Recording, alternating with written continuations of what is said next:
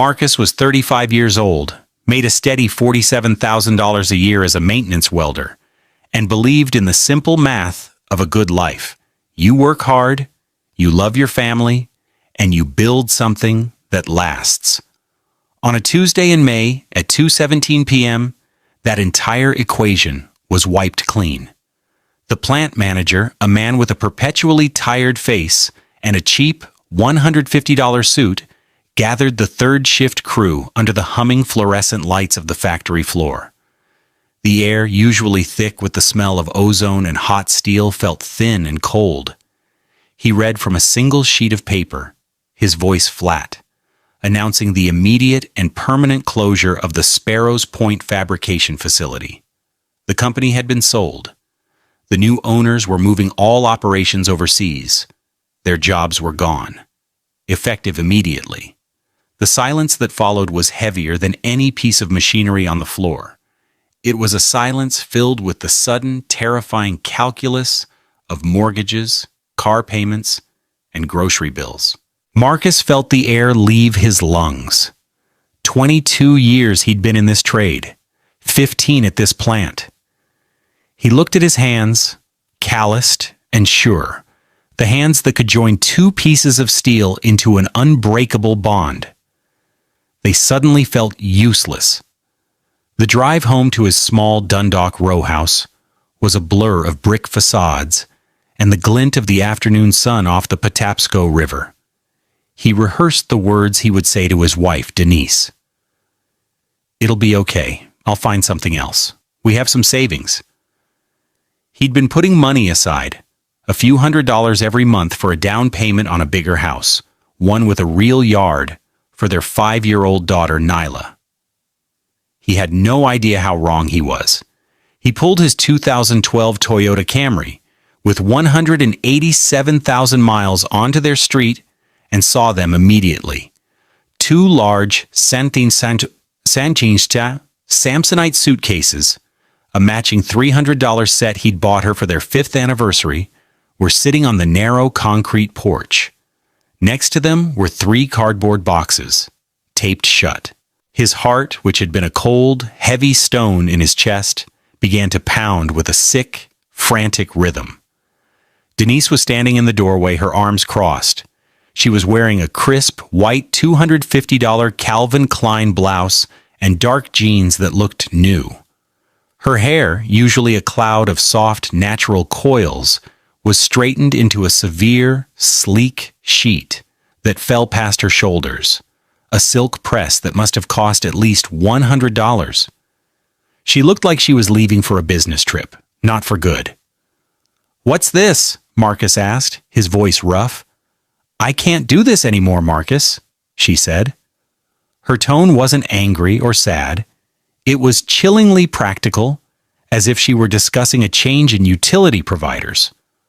"I heard about the plant. My cousin works in HR. She called me an hour ago."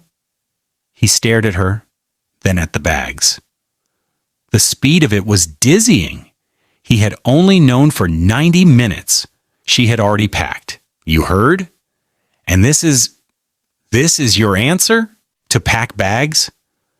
"My answer is that I am not going to drown with a man who can't provide," she said, the words sharp and clean as a shard of glass. "I told you for years that job was a dead end. I told you we needed more, a real plan."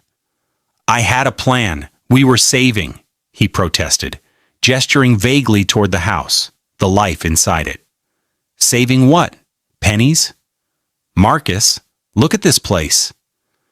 She waved a dismissive hand at their home, the modest row house that cost them $1,400 a month.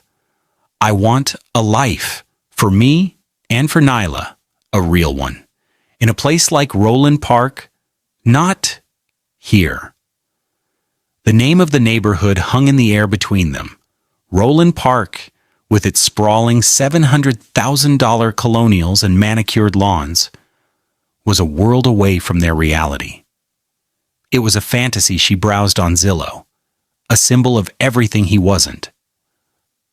"So you're just leaving? You're taking Nyla?" "Nyla is staying with my mother for the week. It's better if she doesn't see all this.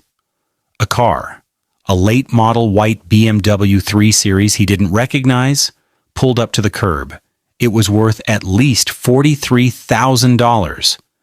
The window rolled down and he saw her friend, Keisha. Denise didn't look back. She walked to the suitcases, her expensive heels clicking on the pavement. I'm not going down with a sinking ship, Marcus. I filed for divorce this morning. My lawyer will be in touch. He stood there, motionless on the sidewalk, as they loaded his life in pieces into the trunk of a stranger's car. He watched the BMW pull away, its red taillights disappearing around the corner. The front door of his house was still open. The silence from inside was absolute. At 3:42 p.m. on a Tuesday, Marcus learned that losing your job wasn't the worst thing that could happen. The worst thing was discovering that the person you built your life with had already valued it, appraised it, and decided it wasn't worth enough to save. He was 35 years old and had nothing. It's a strange thing what a man will do for love and what he will accept in its name. For years, Marcus had operated under the assumption that his love for Denise and hers for him was the foundation of their lives. He showed his love not in grand pronouncements, but in the steady rhythm of his days. It was in the lunches he packed for her every morning at 5:30 a.m. before he left for the plant. A turkey sandwich on wheat, an apple, and a small bag of pretzels, a routine that cost about $35 a week. It was in the way he'd spent a whole weekend, and $200 in parts from Home Depot, replacing the leaky faucet in their bathroom sink himself because she'd complained about the dripping sound, while she spent that same Saturday at the mall with her friends. Their home was a gallery of these small acts of service. The bookshelves he built in the living room, sturdy and level, from $80 worth of pine. The small vegetable garden he tilled in their tiny backyard patch, producing tomatoes and peppers that shaved $20 a week off their grocery bill in the summer. He was a builder. It was what he knew. He believed that love was a structure you maintained, patched, and reinforced over time. He had no idea Denise saw it as a property to be flipped. The facade of their domestic normalcy had been cracking for a long time, but he'd been too busy reinforcing the joists to notice. The arguments were always about money, but not about the lack of it for necessities. They were about the lack of it for luxuries. He remembered the argument 6 months before the layoff, about a purse, not just any purse, a $1,200 Louis Vuitton Speedy she'd seen a lifestyle blogger post on Instagram. "Everyone has one, Marcus," she'd said, showing him the picture on her phone. They were in their small kitchen, the linoleum slightly worn near the stove. He was paying bills at their small, $150 IKEA dining table. "Everyone who?" he'd asked, genuinely confused. "Nobody we know has a $1,200 purse." "The people I want to know do," she'd retorted, her voice sharp with a familiar edge of contempt. "People with ambition. People who live in Roland Park or Guilford. Not people who are content to fix pipes for a living." It wasn't the first time she'd used his job as a weapon. He was a maintenance welder, a master of his craft. But in her eyes, the dirt under his fingernails and the lingering scent of metal on his clothes were symbols of his failure. He brought home a steady paycheck, never missed a bill, and was slowly building their savings account, which had reached a respectable $12,000. But to her, his $47,000 salary was a cage. "Denise, that's 2 months of our mortgage payment for a bag," he'd said calmly, trying to inject reason into a conversation that had left logic behind. "It's not a bag. It's an investment. It's about projecting success," she'd insisted. "How are we ever supposed to get ahead if we look like we're struggling?" He looked around their clean, comfortable home. Nyla's colorful drawings were taped to the $800 Frigidaire refrigerator. A pile of her picture books sat on the coffee table. They weren't struggling, they were living. But her definition of living was different. It was a curated collection of expensive objects, a performance for an audience he didn't know and couldn't see. There were other scenes. The time her parents came for dinner, he'd spent the afternoon making his famous braised short ribs, a meal that cost nearly $60 in ingredients. As he served it, her father, a retired postal supervisor, had asked him about work. Marcus spoke with quiet pride about a complex new welding procedure he'd mastered. When he was done, Denise laughed, a light, airy sound that didn't reach her eyes. Basically, he works in a loud, dirty factory all day, she'd said to her mother, as if translating a foreign language. But the benefits are decent. The comment hung in the air, coating his accomplishment with a thin film of shame. He saw her ambition in the magazines she left open on the coffee table, Architectural Digest and Town and Country, their glossy pages showcasing sprawling homes with price tags that looked like phone numbers. He saw it in the way she'd look at his hands after he'd spent a Saturday working on the car. "Go wash up, Marcus. You've got grease everywhere." There was no appreciation for the $400 he'd just saved them on a brake job, only distaste for the evidence of the work itself. She lived in a world of appearances, while he lived in a world of substance. He believed in the strength of a perfect weld, hidden inside a pipe, doing its job silently for 50 years. She believed in the shine of a brand name, displayed prominently on a purse. He thought they were building a life together. He was wrong. He was just the scaffolding, and she had been planning her own, more glamorous structure all along, waiting for the right moment to tear his down. The first 2 weeks after Denise left were a thick, disorienting fog. The silence in the row house was the loudest thing he'd ever heard. He'd walk into a room and expect to see her, only to be met with an emptiness that felt like a physical presence. He took care of Nyla, who had returned from her grandmother's house confused and quiet. He answered her simple, heartbreaking questions with gentle lies. "Mommy's on a long trip for work, sweetie." Then the phone calls began, and the fog started to burn away, replaced by the sharp, acrid smoke of betrayal. The first call was from his own mother. "Marcus, what in the world is going on?" "Loretta just called me," she said, her voice tight with worry. Loretta was Denise's aunt, the family's self-appointed matriarch and chief gossip. "She said you packed your bags and walked out on Denise and that poor child." Marcus felt a cold dread creep up his spine. "What? No, Mama. That's not what happened. She left me the day I got laid off." "Well, that's not the story she's telling," his mother said, a hint of doubt in her voice that cut him to the bone. "She told Loretta you've been distant for months, that you have a temper, and that you just couldn't handle the pressure of losing your job, so you ran away." A temper? He couldn't remember the last time he'd raised his voice. He was the calm one, the steady one. The accusation was so outrageously false, it left him speechless. Over the next few days, the lie grew, spreading through their community like a virus. He got a call from a deacon at their church, a man he respected, offering to counsel him about his responsibilities as a husband and father. The following Sunday, he made the mistake of going to church alone. He thought the familiar hymns and the warmth of the congregation would be a comfort. Instead, he felt 100 pairs of eyes on him. People who had known him for years, who had broken bread with him, now looked at him with a mixture of pity and judgment. He saw whispers exchanged behind cupped hands. During the greeting period, where people usually moved about the pews to shake hands and hug, he was an island. A few people gave him a hesitant, brief handshake, their eyes averted. Most just passed him by. Pastor Evans, a man with a powerful voice and what Marcus had always believed was a compassionate heart, gave him a brief, tight nod from the pulpit, his gaze laced with disappointment. The shame was a physical weight pressing down on his shoulders.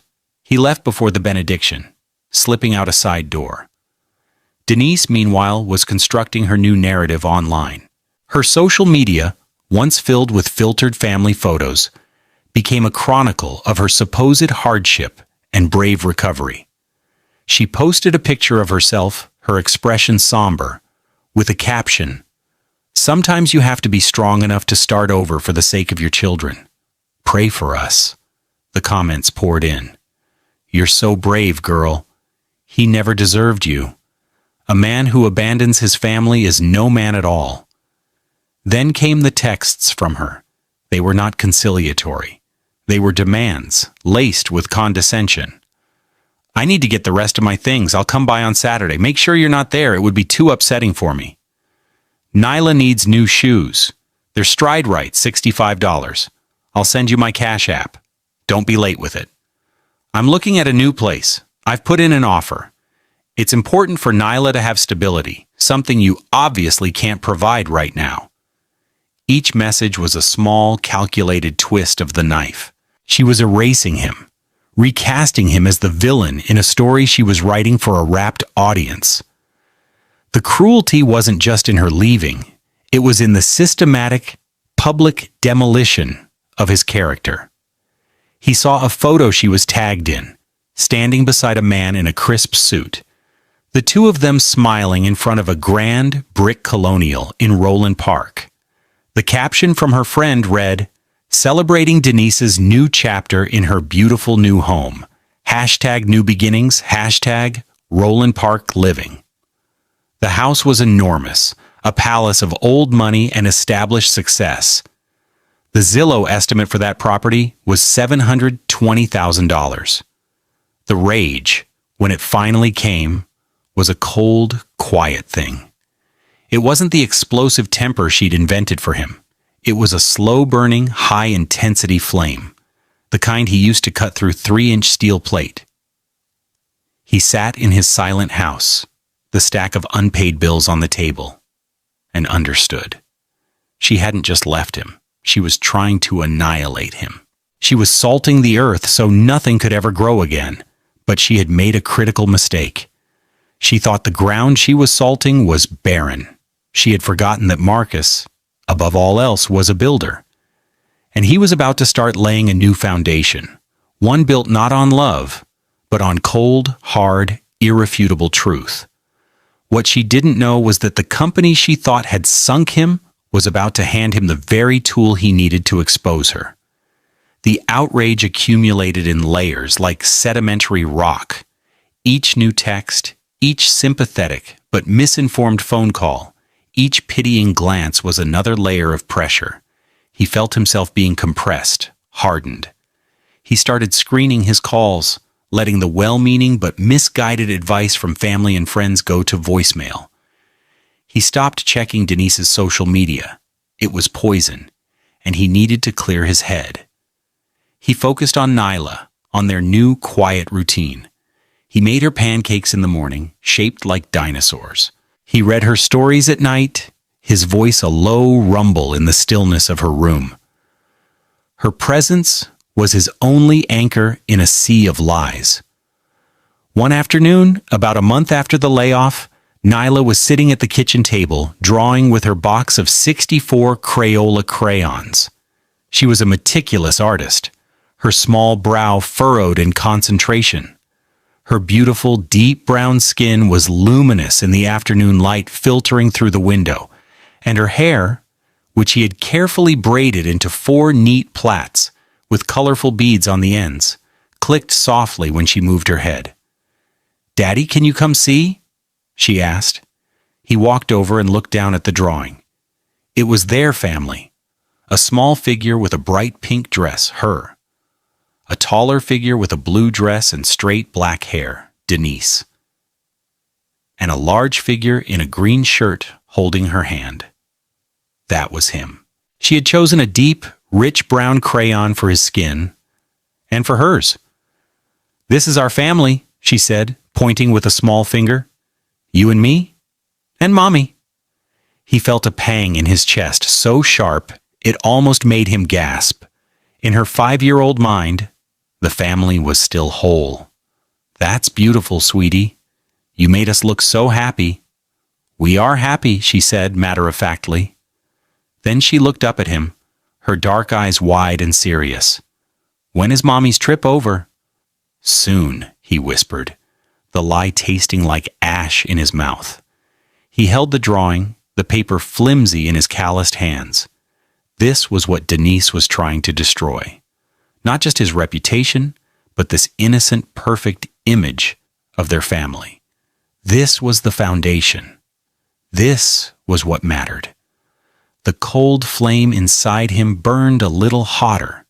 He would not let her lie be the final story told about their family. He would not let her turn Nyla's beautiful drawing into a fantasy. He would fight for the truth, not with anger and shouting, but with patience and precision.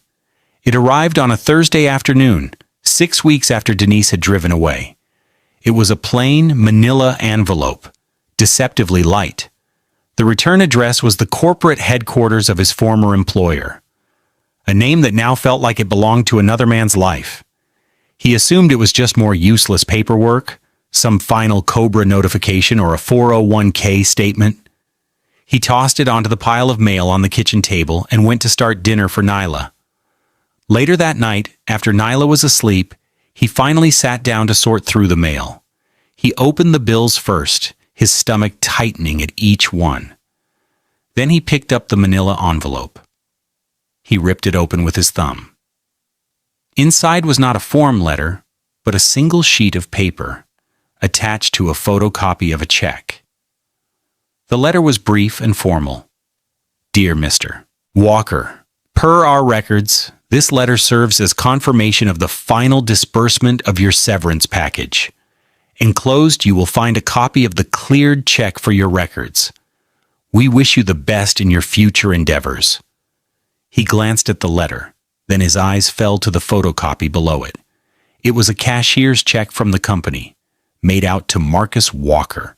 The amount, printed in neat block letters, made his breath catch in his throat.